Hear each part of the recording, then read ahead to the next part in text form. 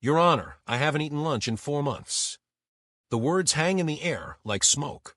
Judge Frank Caprio stops writing. He looks up from his papers. His pen freezes in midair. The courtroom goes completely silent. This is Providence Municipal Court. It's a Tuesday morning. The room is packed. People sit shoulder to shoulder on wooden benches. Some stand against the back wall. They're here to see Judge Frank Caprio. He's known for something special. He sees people, not just cases. People. At the defendant's table stands Marcus Chun. He's 32 years old. His clothes tell a story. His shirt has a small stain near the collar.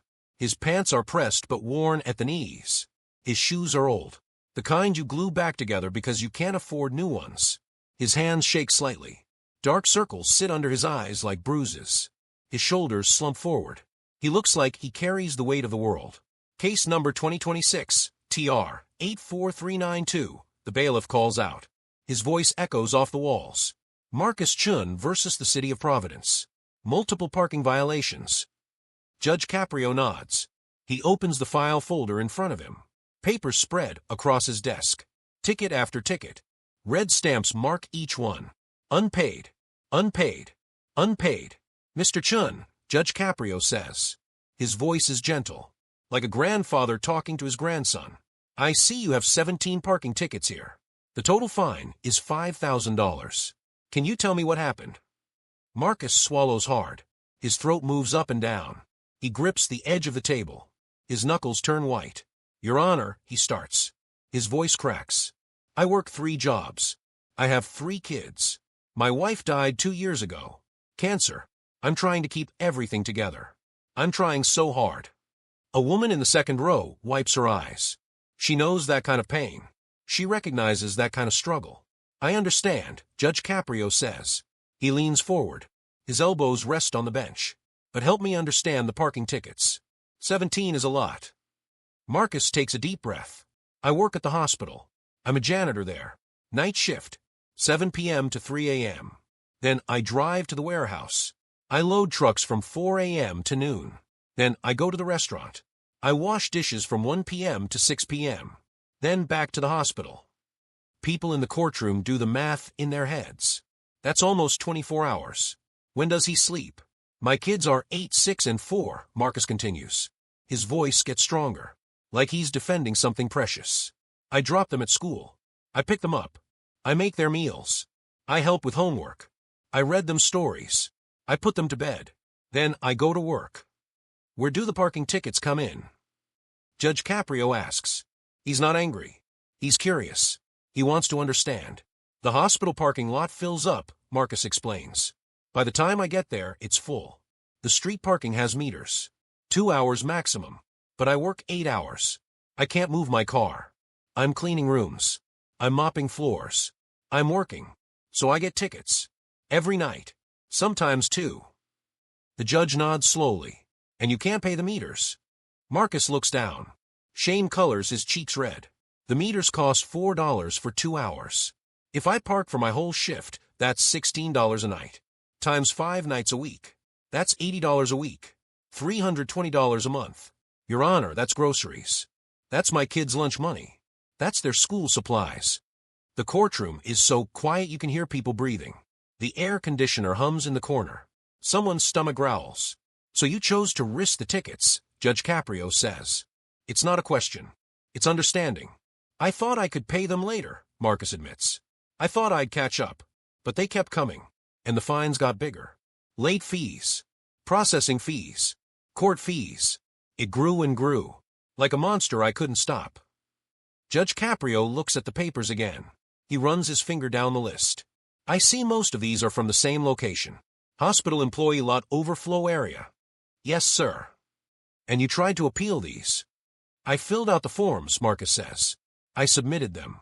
They got denied. All of them. The letter said employees are responsible for finding legal parking regardless of lot capacity. A man in the back row shakes his head. He works at the hospital too.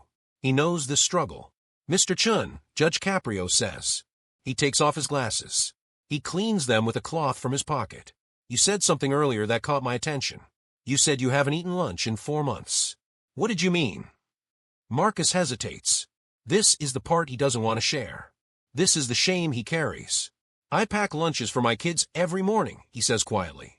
Sandwiches, fruit, juice boxes, good food, growing food. But I don't pack one for me. Why not? Because food costs money. Marcus's voice drops to almost a whisper. And my kids need it more than I do. The woman in the second row is crying now. She's not hiding it. Tears run down her face. She doesn't wipe them away. So you work from 7 p.m. to 6 p.m. the next day, Judge Caprio says slowly. 23 hours. With 3 different jobs. And you don't eat. I eat breakfast with my kids, Marcus says quickly. Like he needs to prove he's not completely neglecting himself. Oatmeal. It's cheap. Filling. And I eat dinner with them. Pasta usually. Rice. Beans. Things that stretch. But no lunch. No lunch. Judge Caprio sets his glasses down. He folds his hands. Mr. Chun, how much do you make? Total. From all 3 jobs. About $42,000 a year, Marcus answers. Before taxes. The judge does the math. That's about $3,500 a month after taxes. Is that right? Yes, sir. And your expenses? Marcus has these numbers memorized. He lives with these numbers. They haunt him. Rent is $1,500. Utilities are $200. Car insurance is $150. Gas is $300. Food is $600 if I'm careful. Kids' clothes and school stuff is $200. That's $2,950. I have $550 left for everything else. Everything else meaning medical bills for my wife, credit card debt from her funeral, kids' activities, birthday presents, emergency fund that never has anything in it, broken washing machines, flat tires, school field trips, life. Judge Caprio is quiet for a long moment. The clock on the wall ticks. Each second sounds loud. Finally he speaks. Mr. Chun, I'm going to ask you a question. And I want you to be honest with me. Can you do that?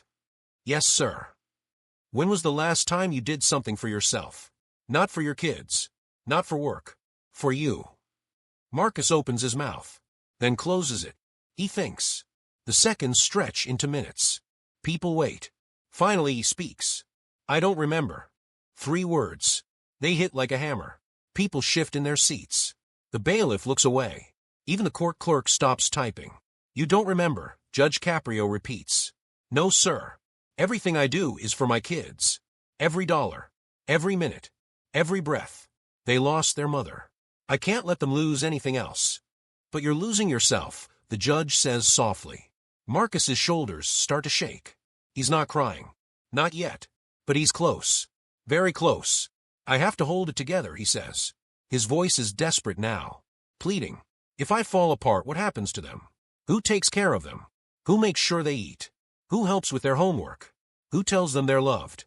I can't fall apart. I can't. The dam breaks. Tears spill down his face. He tries to wipe them away quickly. Like he's embarrassed. Like showing emotion is weakness. But they keep coming. 2 years of grief. 2 years of exhaustion. 2 years of carrying everything alone. It all pours out. Judge Caprio stands up. This is unusual. Judges don't usually stand during proceedings. But Frank Caprio isn't like most judges. He walks down from the bench. He walks over to Marcus. He puts his hand on the man's shoulder. Mr. Chun, he says, look at me. Marcus looks up. His eyes are red. His face is wet. You are not failing, Judge Caprio says. Each word is clear. Strong. You are doing the hardest job in the world. You are being both mother and father. You are working yourself to the bone. You are sacrificing everything. And your children see that. They see your love. They see your strength. And that matters more than you know. Marcus nods.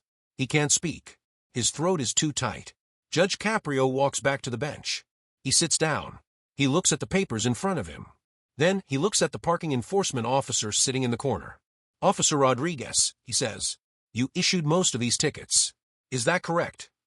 Officer Rodriguez stands. She's a woman in her 50s. She wears a blue uniform. Yes, Your Honor. Tell me about the hospital parking situation. Officer Rodriguez shifts her weight. Your Honor, the hospital employee lot has 300 spaces. The hospital employs 800 people across all shifts. Night shift is the worst. There's nowhere for people to park. They park on the street. We have to ticket them. City ordinance. But you've seen Mr. Chun before, Judge Caprio says. It's not a question. Officer Rodriguez nods. Yes, sir. Many times. He's always respectful. Always apologetic. Always explains he's working. Always promises to move his car when he can. But he can't move it. No, sir. Not during his shift. Judge Caprio looks at the city attorney. The attorney is a young man in a sharp suit. He sits at his own table with his own papers. Mr. Patterson, the judge says, the city is seeking the full fine amount, $5,000, plus court costs. Is that correct? Mr. Patterson stands. Yes, Your Honor. City ordinance is clear. Parking violations carry a $25 fine. Repeated violations increase the fine. Mr. Chun has 17 violations. The math speaks for itself. The math, Judge Caprio repeats. He doesn't sound happy. Mr. Patterson, do you have children? The attorney blinks. Your Honor, I don't see how that's relevant. Answer the question. No, Your Honor. I don't. Do you work 3 jobs? No, Your Honor. Have you ever skipped lunch for 4 months because you couldn't afford to feed yourself and your children? Mr. Patterson's face turns red. No, Your Honor. Then let me explain something to you. Judge Caprio's voice gets harder. Not angry, but firm. Like iron. The law serves the people, not the other way around. The law is supposed to help us build a better society. A just society. A compassionate society. When the law becomes a hammer that crushes people who are already struggling, we have failed. We have lost our way. Mr. Patterson sits down. He doesn't argue. Judge Caprio turns back to Marcus. Mr. Chun, I'm going to ask you some questions about your work situation. These questions matter. Answer honestly. Yes, sir. Have you looked for other jobs? Jobs with better hours? Better parking? Every week, Marcus says. But I can't take a pay cut. I need every dollar. And most jobs want day shifts. I can't do days. My kids need me after school. I need to be home for them. Night shift lets me be there for breakfast and dinner. It lets me help with homework. It lets me be their dad. Have you applied for assistance? Food stamps? Medicaid? Housing support? Marcus nods. I make too much. $42,000 is above the cutoff. They said I don't qualify. I'm in this gap. I make too much for help, but not enough to live. Have you talked to the hospital about the parking situation? Yes, sir. Many times. They said they're working on it. They're planning a new parking structure, but it won't be ready for 2 more years. Judge Caprio writes notes. His pen moves across the paper. Everyone waits. The tension in the room is thick. You could cut it with a knife. Finally, the judge looks up. Here's what's going to happen, he says. Mr. Chun, I'm dismissing all 17 parking tickets. The courtroom erupts. People gasp. Some clap. The woman in the second row actually cheers. The bailiff has to call for order. Order, he shouts. Order in the court. The room quiets down. But the energy is still there. Electric. Alive. Your Honor, Mr. Patterson jumps up. The city objects. Mr. Chun violated clear ordinances. Repeatedly. There must be consequences. Sit down, Mr. Patterson, Judge Caprio says. It's not a request. I'm not finished. The attorney sits. Mr. Chun, I'm dismissing these tickets for several reasons, the judge continues. First, you were in an impossible situation. The hospital failed to provide adequate parking for its employees. That's not your fault. Second, you attempted to appeal through proper channels. Your appeals were denied, but you tried. Third, you are working 3 jobs to support your children. You are doing everything right. You are the kind of father every child deserves. And fourth, because this fine would devastate your family. $5,000 might as well be $5 million for you. It would destroy you. And I will not be part of that destruction. Marcus covers his face with his hands. His whole body shakes. He's crying again. But this time it's different. This time it's relief. Pure, overwhelming relief. However, Judge Caprio says. The room goes quiet again. However, there are conditions. Marcus looks up. Anything, Your Honor. Anything. First, I want you to apply for a parking permit from a hospital. Officer Rodriguez will help you with the paperwork. This permit will allow you to park in the overflow lot without being ticketed. It's designed for situations exactly like yours. Did you know this existed? Marcus shakes his head. No, sir. Nobody told me. Well, now you know. Get that permit. Second, I want you to meet with a social worker here at the courthouse. Her name is Ms. Thompson. She specializes in connecting people with resources. I know you think you don't qualify for help, but there are programs you don't know about. Private charities, community organizations, church groups. Ms. Thompson knows them all. She will find something for you. Yes, sir, Marcus says. His voice is stronger now. Hopeful. Third, Judge Caprio continues. I want you to promise me something. This is the most important condition. Are you listening? Yes, sir. I want you to eat lunch. The words hang in the air. Simple, direct, human, Your Honor. Marcus sounds confused. You heard me. Eat lunch. Every day. I don't care if it's a peanut butter sandwich. I don't care if it's leftovers from dinner. But you will eat lunch. You cannot pour from an empty cup, Mr. Chun. You cannot take care of your children if you're running on empty. You need fuel. You need strength. You need to take care of yourself so you can take care of them. Do you understand? Marcus nods. Tears stream down his face again. But he's smiling. Actually smiling. I understand. Good. Fourth condition. I want you to come back here in 3 months. Not for a hearing. Just to update me. Tell me how you're doing. Tell me about your kids. Tell me about the parking permit. Tell me about the resources Ms. Thompson found for you. And tell me that you've been eating lunch. Can you do that? Yes, sir. Thank you, sir. Thank you so much. Judge Caprio stands again. He walks down from the bench again. He extends his hand. Marcus shakes it. The judge's grip is firm. Warm. The kind of handshake that says, I see you. I value you. You matter. Mr. Chun, you are exactly the kind of person that makes this city great, Judge Caprio says. You work hard. You love your children. You do the right thing even when it's hard. Especially when it's hard. Don't ever forget that. Don't ever think you're not enough. You are more than enough. Thank you, Marcus whispers. You don't know what this means. I think I do, the judge says. He pats Marcus's shoulder. Then he returns to the bench. Case dismissed, he announces officially. His gavel comes down. One sharp crack. The sound of justice. The sound of mercy. The sound of humanity. Marcus walks out of the courtroom. People shake his hand as he passes. The woman from the second row hugs him. Officer Rodriguez gives him her card. Call me this afternoon, she says. We'll get that permit sorted out today. Ms. Thompson, the social worker, meets him in the hallway. She's a kind-faced woman with gray hair and warm eyes. Mr. Chun, she says. Let's talk. I have some ideas for you. They sit on a bench in the corridor. Ms. Thompson pulls out a folder. First, there's a program called Feed the Future. It's a private charity. They provide free lunch for working parents. You pick up a bag every Monday. It has food for 5 lunches, sandwiches, fruit, snacks, all free. Marcus's eyes widen. Really? Really? Second, there's a clothing exchange at St. Mary's Church. Every Saturday, people donate kids' clothes. You can take what your children need. No questions asked. No forms to fill out. You just come and take what fits. I didn't know these things existed, Marcus says. Most people don't, Ms. Thompson replies. That's the problem. These resources are out there, but nobody knows about them. That's why I'm here. To connect people. To build bridges. She continues through her list. There's a free after-school program at the community center. Homework help. Snacks. Activities. 3 days a week. There's a car repair ministry that fixes vehicles for low-income families at cost. Just parts. No labor charges. There's a volunteer tutor network for kids who need extra help with reading and math. There's an emergency fund for unexpected expenses. Medical bills. Broken appliances. School field trips. All of this is available. Marcus asks. He sounds amazed. All of it.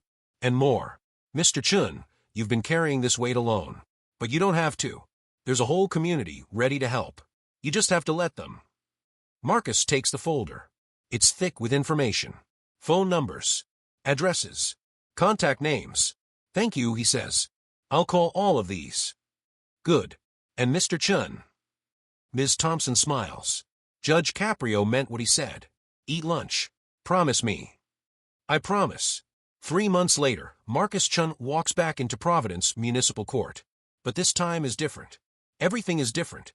He's wearing a new shirt. Not fancy. but clean and new. His pants fit better. His shoes don't have holes. The dark circles under his eyes are lighter. Not gone, but lighter. He walks taller. His shoulders are back.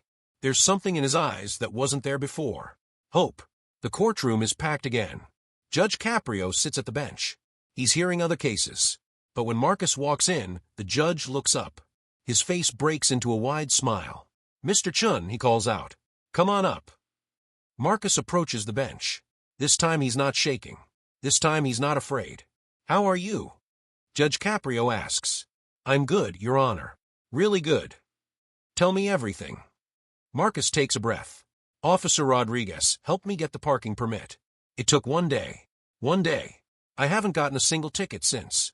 I park in the overflow lot. No meters. No stress. I can't believe nobody told me about this before." The judge nods. "What else?" "Ms. Thompson is a miracle worker," Marcus says. His voice is full of gratitude. "She connected me with Feed the Future. I pick up lunch bags every Monday. 5 lunches. Free. The food is good. Sandwiches. Fresh fruit. Granola bars. I eat every day now. Every single day." "How does that feel?" Judge Caprio asks.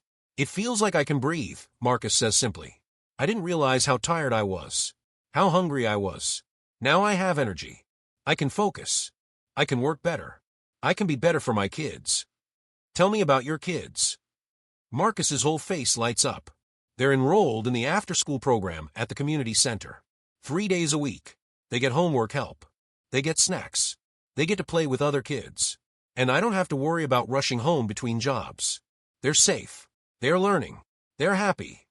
"That's wonderful," the judge says. "There's more," Marcus continues. "The volunteer tutor network assigned a tutor to my oldest son. He was struggling with reading. Now he's caught up. He's reading at grade level. He brought home a certificate last week. He was so proud." The woman from a second row is in the courtroom again. She's crying again. But these are happy tears. "My car broke down 2 weeks ago," Marcus says. "The alternator went out. I didn't know what to do. But Ms. Thompson connected me with the car repair ministry. They fixed it for $200. Just the cost of parts. It would have been $800 anywhere else.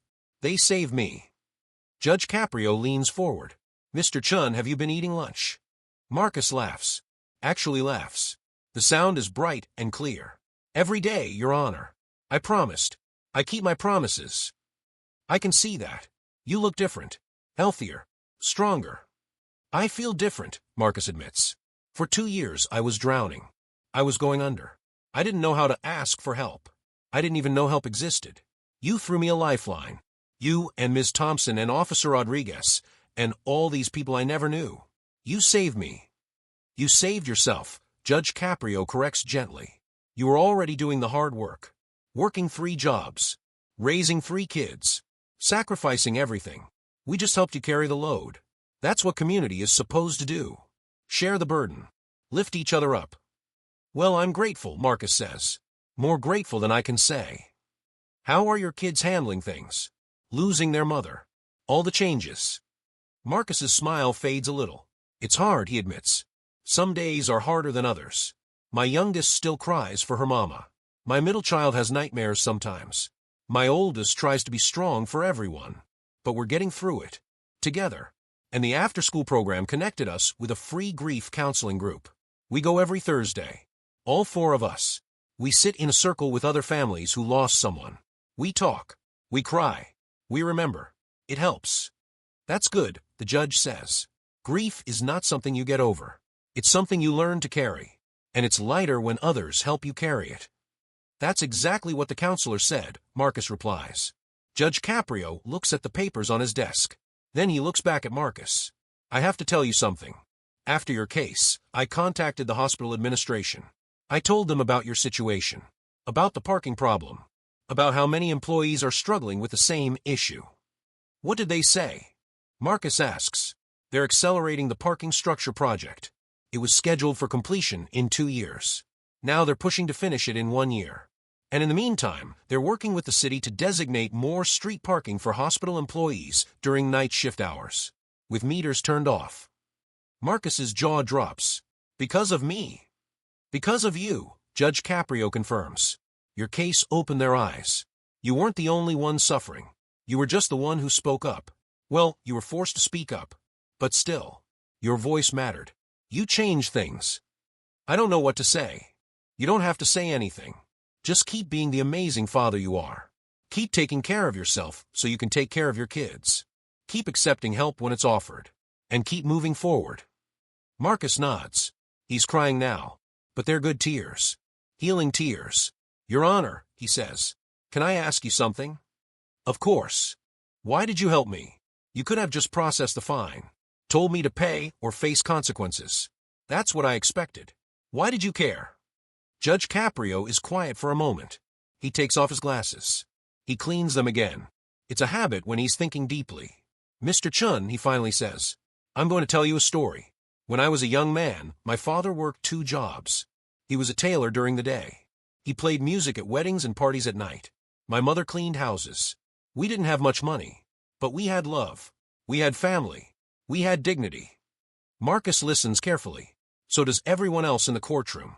You could hear a pin drop. One winter, my father got sick, Judge Caprio continues. Pneumonia. He couldn't work for 6 weeks. The bills piled up. The rent was late. We were going to lose our apartment. My mother went to the landlord. She begged him for more time. She promised to pay. She offered to clean the building. Do repairs. Anything. The judge's voice gets softer. Remembering. The landlord said no. He said business is business. He said he had his own bills to pay. He started eviction proceedings. We were going to be homeless. In the middle of winter. With 3 kids. I remember my mother crying at the kitchen table.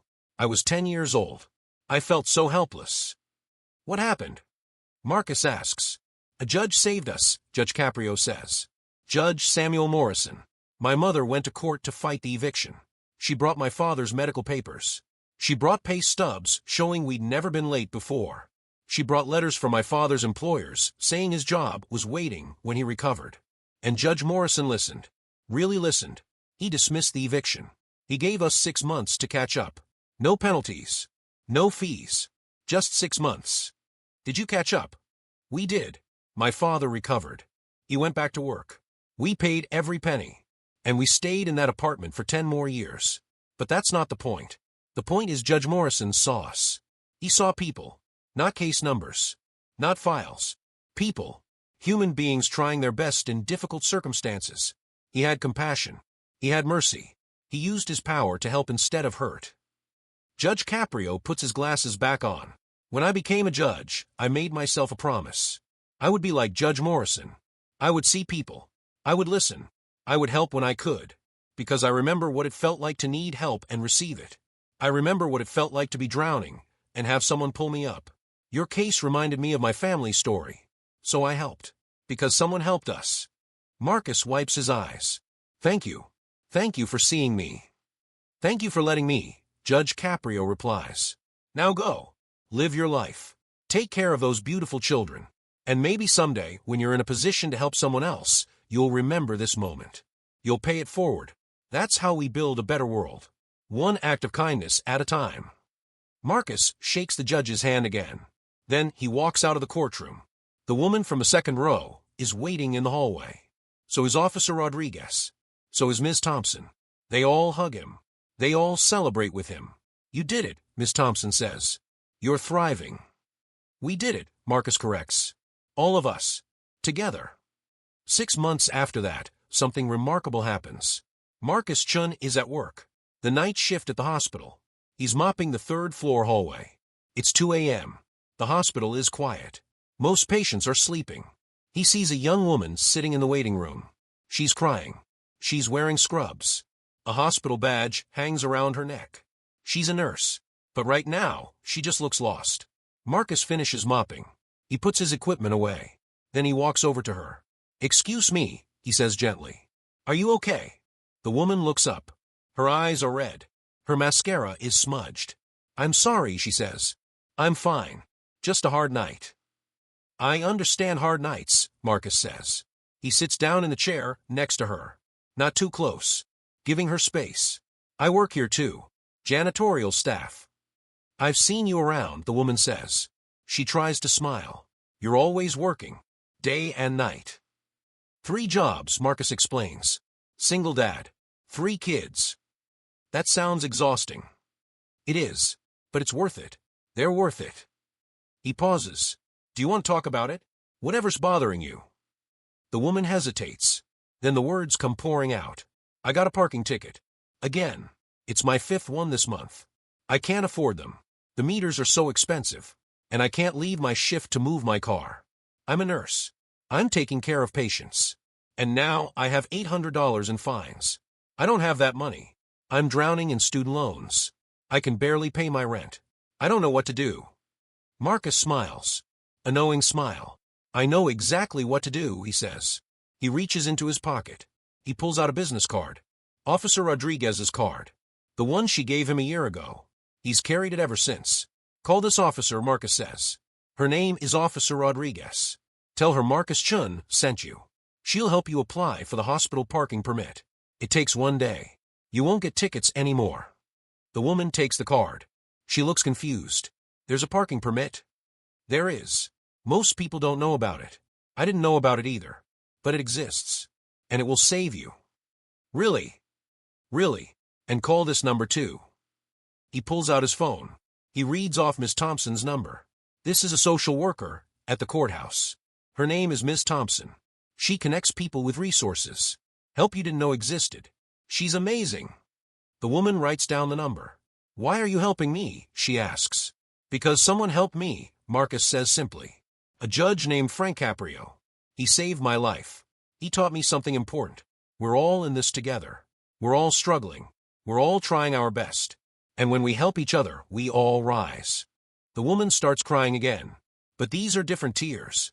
Thank you, she whispers. You have no idea how much I needed this. I have every idea, Marcus says. He stands up. Make those calls tomorrow. Promise me. I promise. Good. Keep your promise. I kept mine. Now you keep yours. He smiles. It's going to be okay. I promise you that too. Marcus walks back to his cleaning cart.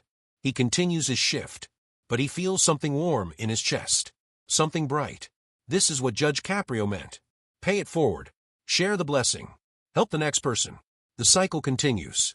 1 year after Marcus's original court date, Judge Frank Caprio sits in his chambers. It's late. Most people have gone home, but he's reviewing files for tomorrow's cases. There's a knock on his door. Come in, he calls. Marcus Chun walks in, but he's not alone. His 3 children are with him. 2 boys and a girl. They're dressed nicely. They're holding something. Mr. Chun, Judge Caprio says. He stands up. His face is surprised but happy. What are you doing here? We came to say thank you, Marcus says. Properly. The oldest boy steps forward. He's holding a card.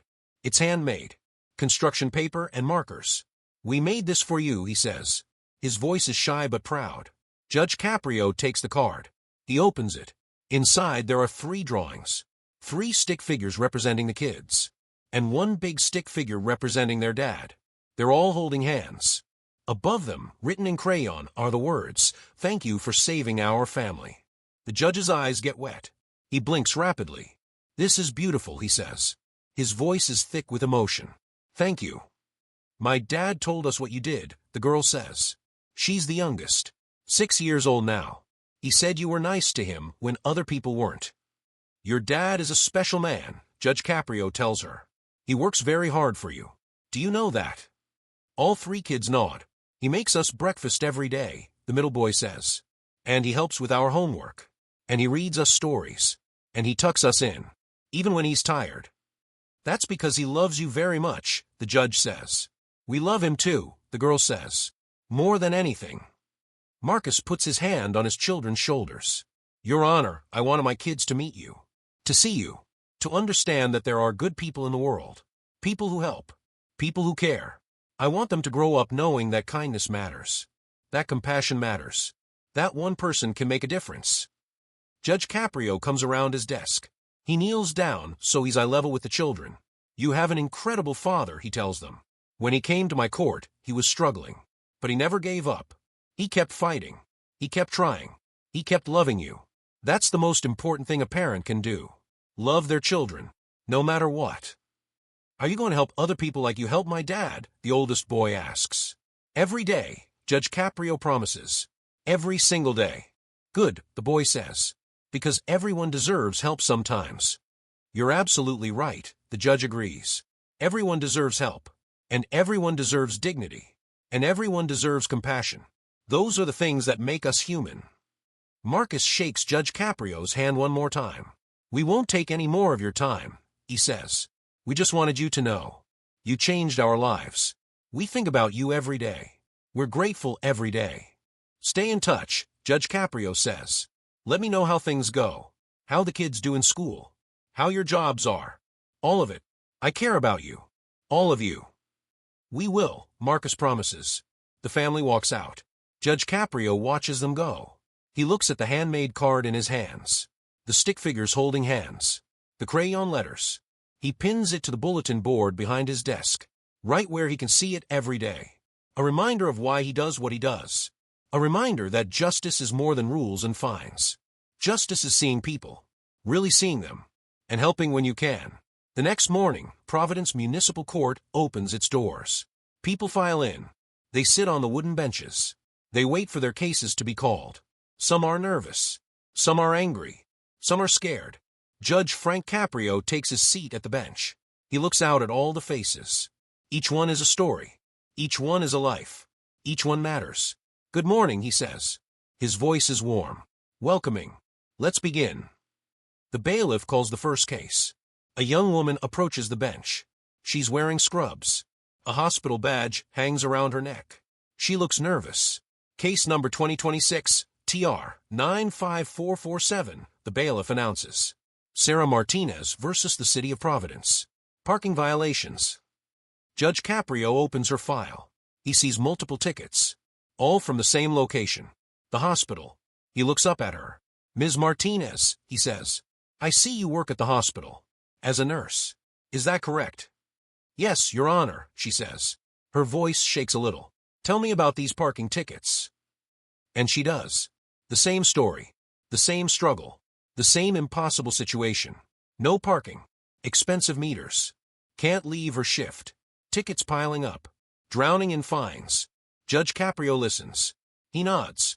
He understands. He's heard this before. He'll hear it again. But each time matters. Each person matters. Ms. Martinez, he says when she finishes. Let me tell you about a man named Marcus Chun. And he does. He tells her the whole story. The 3 jobs. The 3 kids. The skipped lunches. The parking tickets.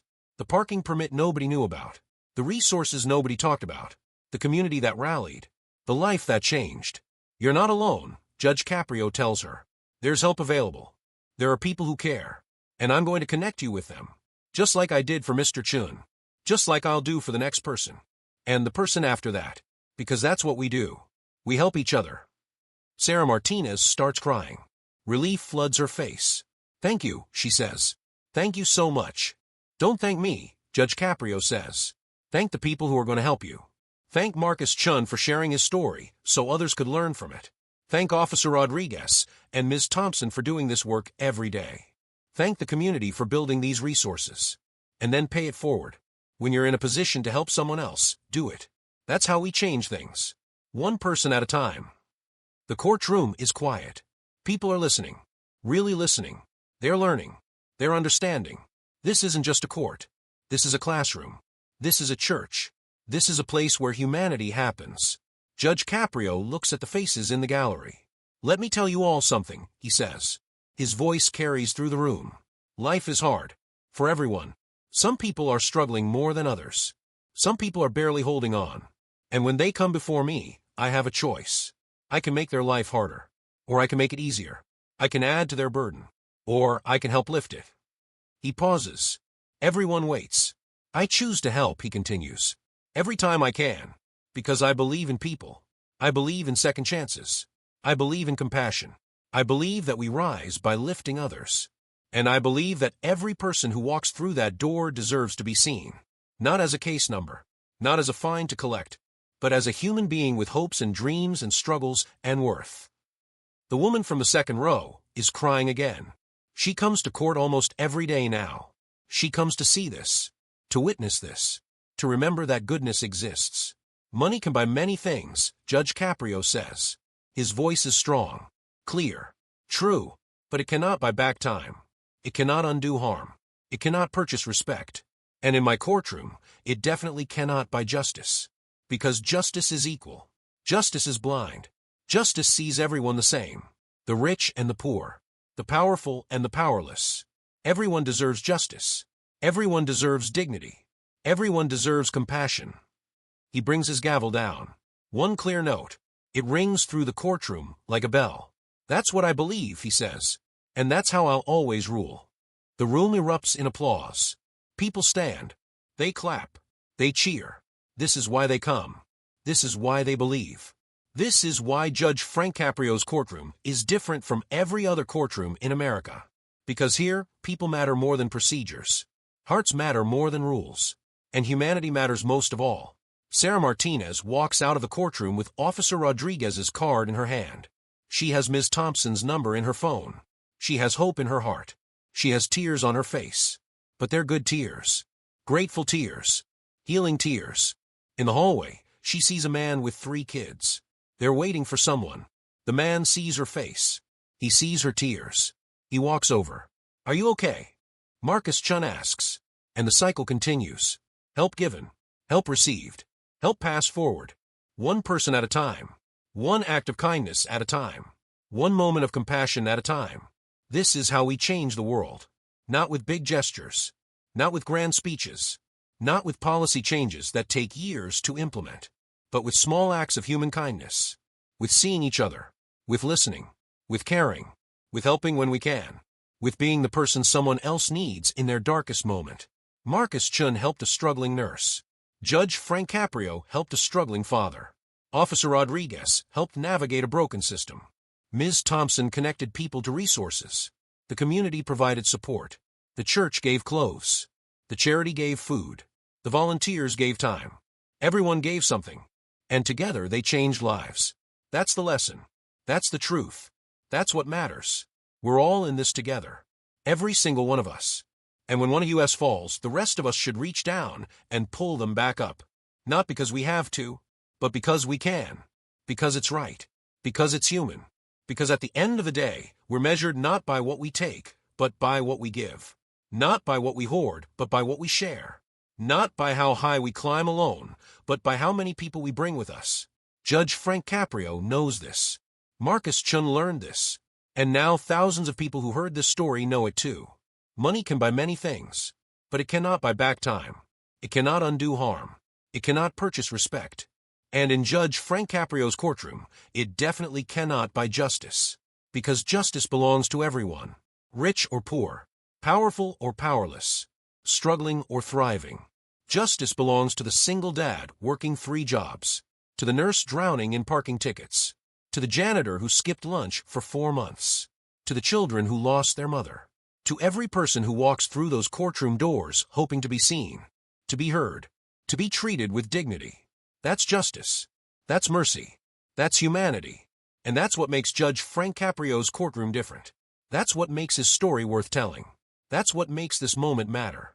Because in a world that often feels cold and harsh and uncaring, this story reminds us that goodness still exists. That compassion still matters. That one person really can make a difference. Judge Caprio made a difference for Marcus Chun. Marcus Chun is making a difference for others. And maybe, just maybe, this story will inspire you to make a difference for someone else. That's the hope. That's the dream. That's the legacy. One act of kindness. One moment of compassion. One decision to help instead of hurt. That's all it takes. That's everything.